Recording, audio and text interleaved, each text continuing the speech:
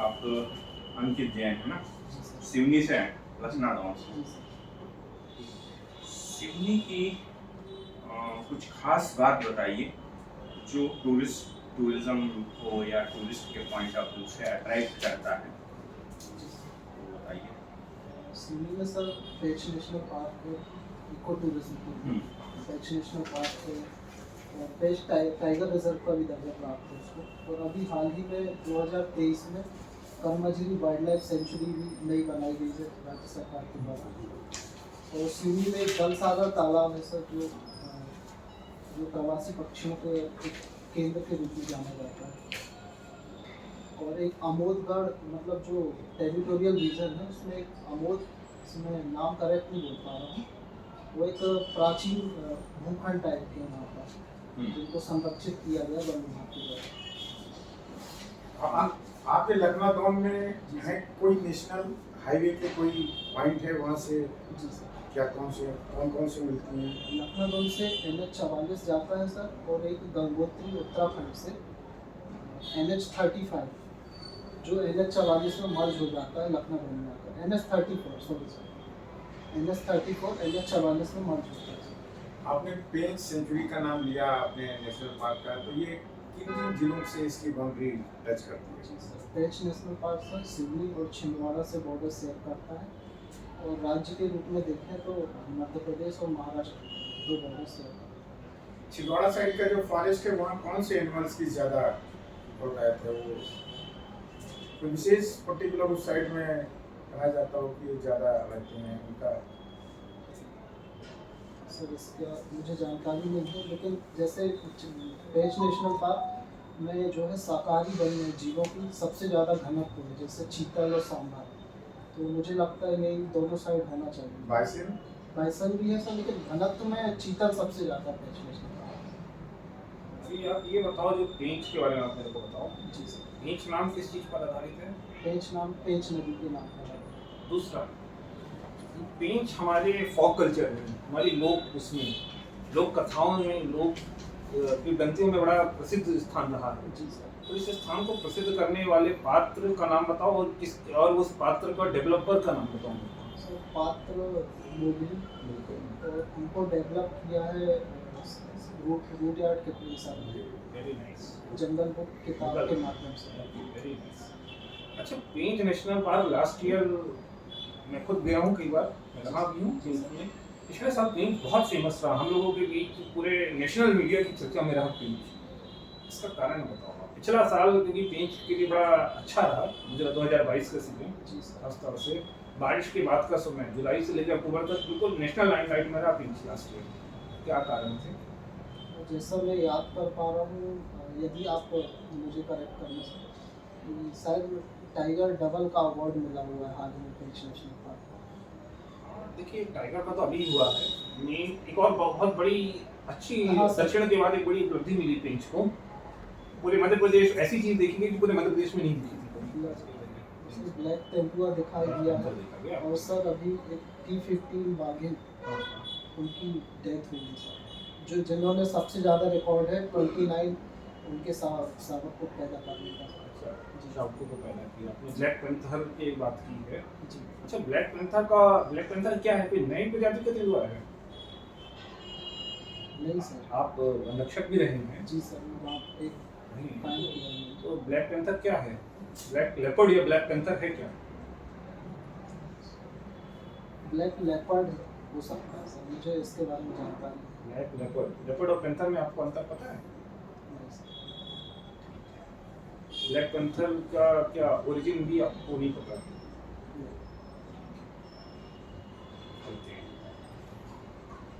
ठीक है, आप जैन रिलीजन से हैं। मध्य प्रदेश में जैन धर्म के मानने वालों का जनसंख्या प्रतिशत कितना है? प्रतिशत की मुझे जानकारी नहीं। राष्ट्रीय स्तर पे क्या प्रतिशत है? राष्ट्रीय स्तर पर सर 1% से 2% के बीच है। 1% से 2% तो अरबों में संख्या है, तो बहुत ज़्यादा हो जाएगी अंतर। थोड़ा प्रिसाइज।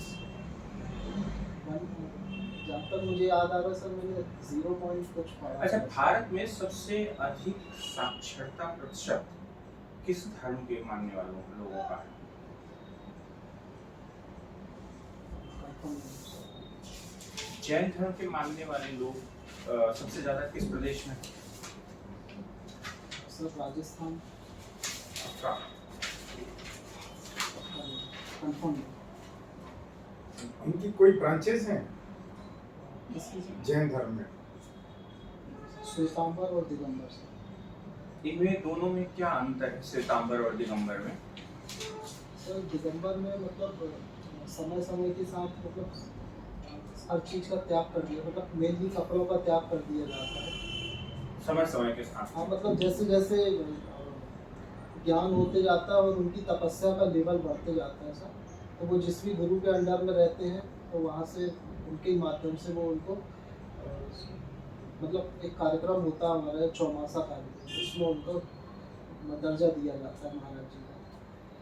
और श्वेतांबर में सर सफ़ेद वस्त्रधारी होते हैं और मुँह में पट्टी लगाना जरूरी होता है।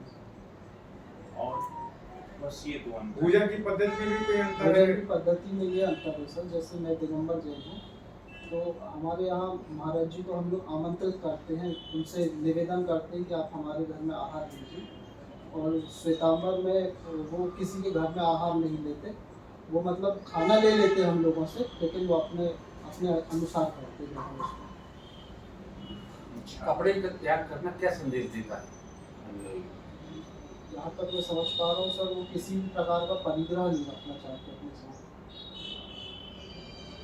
हर प्रकार की सुख सुविधाओं को त्याग करके ही आगे बढ़ते हैं सर।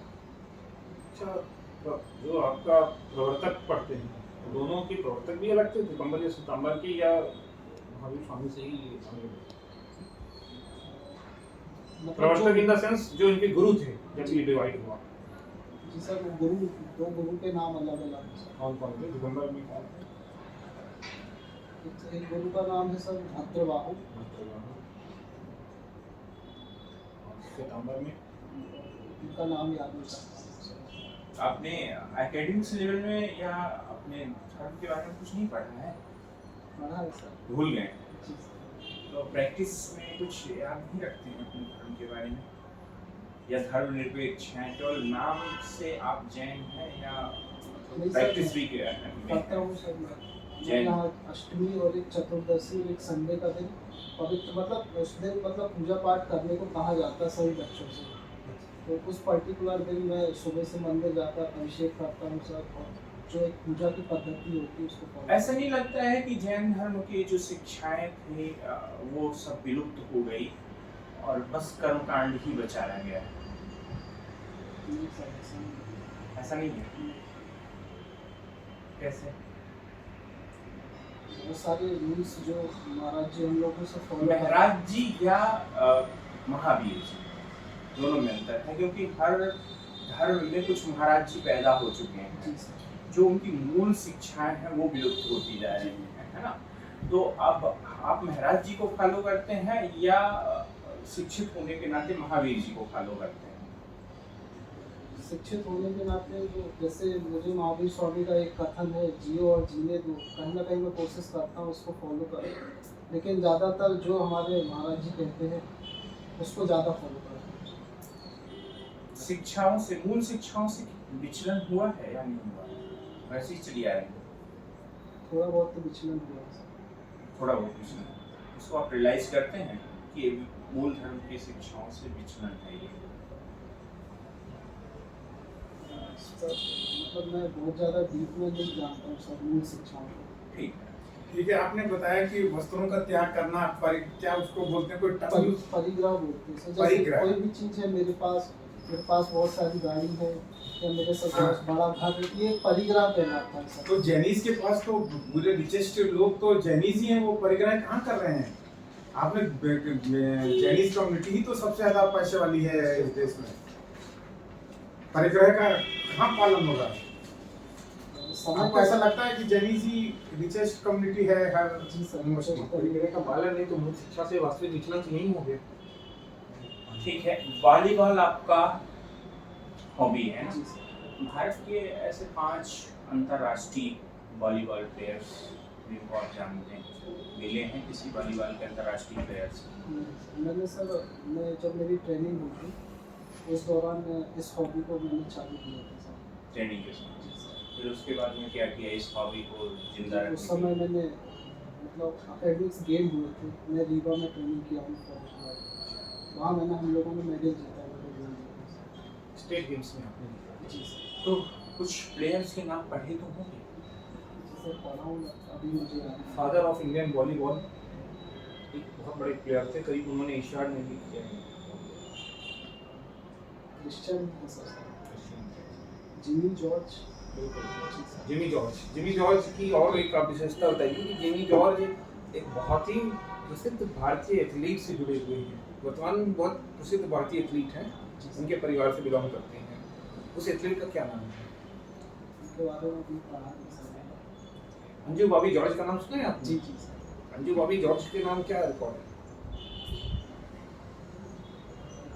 सर रनिंग में कुछ किस खेल से जुड़ी है अंजू बॉबी जॉर्ज? रनिंग करती है अंजू सर। बॉबी जॉर्ज लंबी कूद की एथलीट रही हैं, पहली ऐसी एथलीट थी जिन्होंने वर्ल्ड चैंपियनशिप एथलेटिक्स में मेडल लाया। चलिए आप पहली एथलीट मैंने आपको बताई थी Anju Bobby George. World championship में दूसरे एथलीट कौन हैं जिन्होंने मेडल लाया? ये आपको मैं हिंट भी दे देता हूँ, रिसेंट एथलीट है, बहुत फेमस एथलीट है। सर भाला फेंक में वो आप बताएं। नाम याद नहीं आ रहा। नीरज चोपड़ा। नीरज चोपड़ा सर। स्वच्छ भारत अभियान से भी आप जुड़े हुए हैं। स्वच्छ भारत अभियान के अभी ब्रांड एडमिनिस्ट्रेटर कौन है? अमिताभ बच्चन सर। और किसी और को भी किया गया है? सर पहले आमिर खान सर थे, अभी Amitabh Bachchan sir. Eco tourism भी आपकी हॉबी है ना? जी सर। मध्य प्रदेश में अभी इको टूरिज्म उतना डेवलप नहीं हुआ है, इसके क्या कारण है और क्या कर सकते हैं इको टूरिज्म के विकास के लिए हम लोग? तो जैसे जैसे अभी मध्य प्रदेश में वैसे बहुत ज़्यादा जो है फॉरेस्ट है, अभी हाल ही की रिपोर्ट के अनुसार। संभावनाओं वाला प्रदेश तो है ही है, जी सर। पर जितना संभावनाओं वाला प्रदेश है उसके अनुपात में वो डेवलपमेंट नहीं हो पाया है। तो क्या कारण रहे हैं? इसमें सर इको टूरिज्म में जैसे अभी अभी इसके बारे में जागरूकता फैल रही है, तो इसके बारे में जागरूकता फैलाकर और ज़्यादा से ज़्यादा प्लेसेस को कनेक्ट करके उनकी यदि कनेक्टिविटी बढ़ाई जाए तो इको टूरिज्म बढ़ सकता है। सर मुझे एक चीज़ स्पष्ट कीजिए, इको टूरिज्म और नॉर्मल टूरिज्म में अंतर होता है? इको टूरिज्म सर एक जिम्मेदारीपूर्ण पर्यटन है जिसका उद्देश्य वहाँ की वाइल्ड लाइफ और जो फॉरेस्ट है उसे बिल्कुल भी नुकसान पहुँचाए बिना वहाँ जो पर्टिकुलर ट्राइबल रहती है उसके विकास में भी कार्य करना है, जो टूरिस्ट आता है उसे इन्वायरमेंट से बारे में समझाना है। एक उदाहरण दीजिए जो इको में हो यहाँ ना हो, कोई भी एक दीजिए इको का। ये उदाहरण है कि इको में टूरिज्म में ऐसा करते हैं तो जैसे इको टूरिज्म में साइकिल प्रोवाइड की जाती है ताकि वहाँ किसी प्रकार का इमिशन ना हो। जैसे डुमना नेचर पार्क में सर सुबह 6 बजे हमको साइकिल मिलती है 12 किलोमीटर की ट्रेन में चलाने के लिए, वहाँ हम गाड़ी से नहीं जा सकते। तो नॉर्मल टूरिज्म तो हम सर से गाड़ी वगैरह भी यूज़ करते हैं। अच्छा, आपने इको टूरिज्म का बेसिक उद्देश्य क्या है, आप ये बताइए।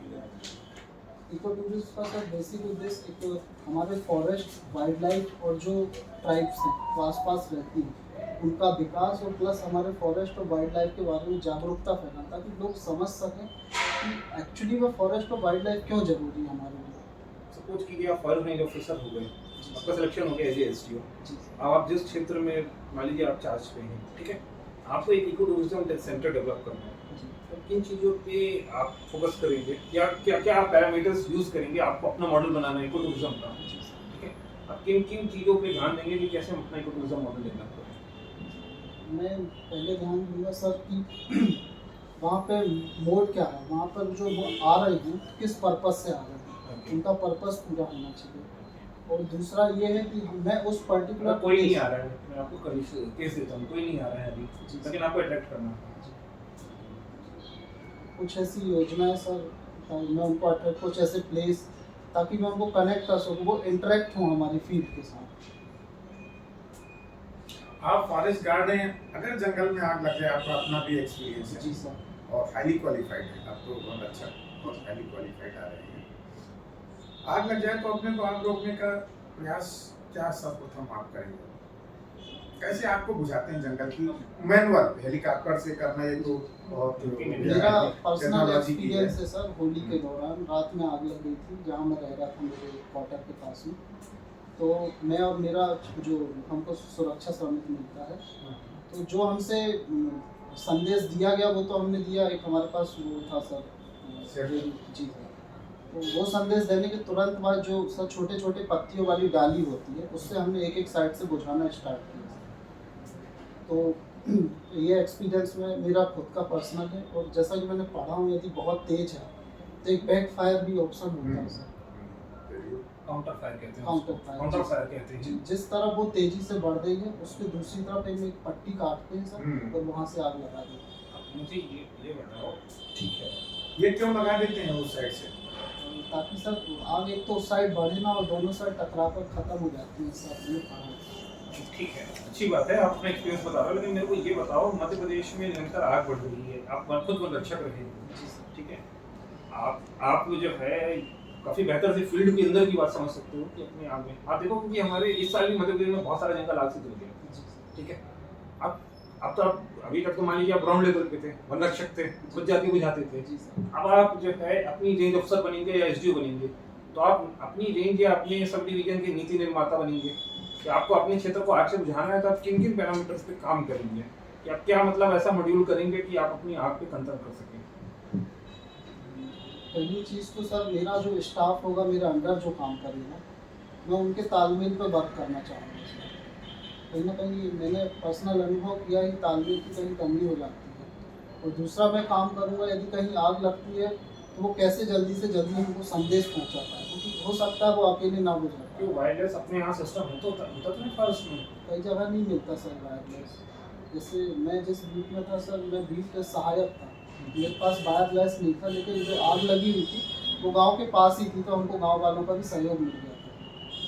और दूसरा सर, यदि कोई छोटे यंत्र मिलते, जैसे मैंने सर एक यूट्यूब में देखा था, ब्लोअर नाम था उसका। ब्लोअर आता है, यदि वो हर बीट में रहे या एक रेंज ऑफिस में रहे तो उससे बहुत हेल्प हो जाती है रेंज सर। ऑफिस में तो देखिए होता है, तो दो रेंज ऑफिस में इस साल से आ चुके हैं, लेकिन ठीक है आप जो कह रहे हैं, लेकिन मूलभूत समस्या पे आप प्रकाश डालें। आपसे चाह रहा हूं कि आप जागरूकता मूलभूत- की कमी है सर। जो जैसे लापरवाही है, कई बार बीड़ी वगैरह पीते हैं सर, फेंक देते हैं।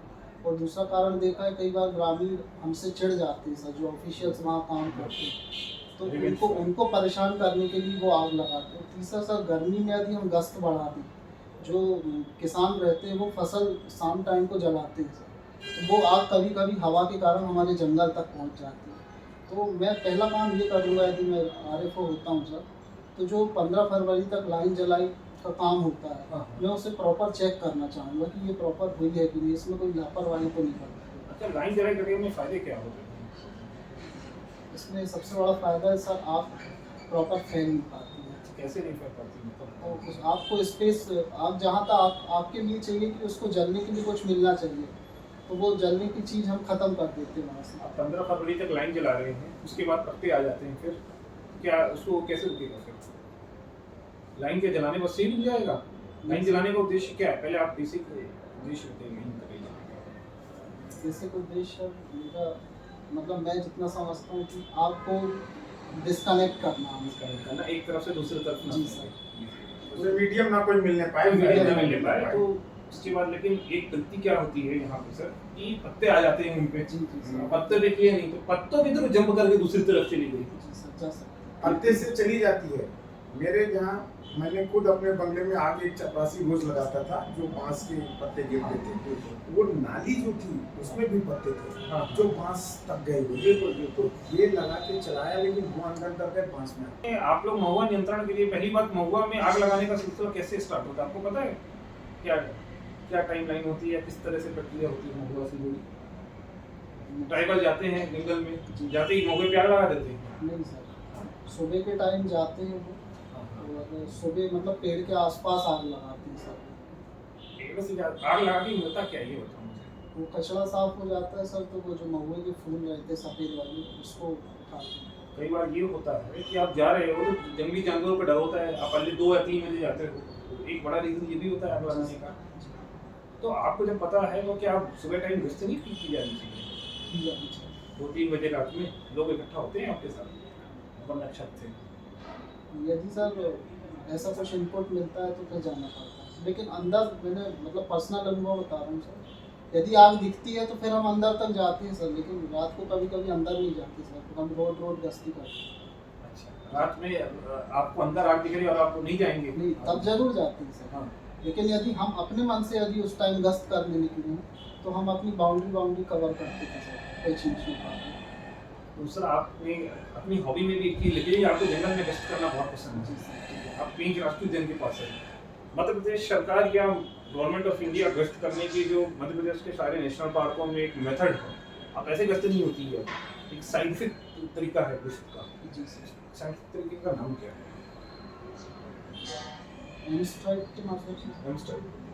हमें एक प्रपत्र दिया गया था सर, यदि कभी हमको बाप के पंजे के निशान मिले या उसका विष्टा मिला या कोई वन्य प्राणी दिखा तो हमें उस प्रपत्र में लिखना पड़ता था सर, फिर हम उसको सबमिट करते थे। आप ऑल इंडिया टाइगर एस्टिमेशन में कभी शामिल हुए हैं? 2018 में किया है आपने? जी सर। अभी मध्य प्रदेश की 5 कौन सी बड़ी आर्थिक समस्याएं हैं? तो सर इंडस्ट्री की प्रॉब्लम है सर, ये ना मतलब हर जगह फोकस नहीं किया जा रहा है, कुछ खास क्षेत्रों में इंडस्ट्रीज हैं, हर जगह नहीं है।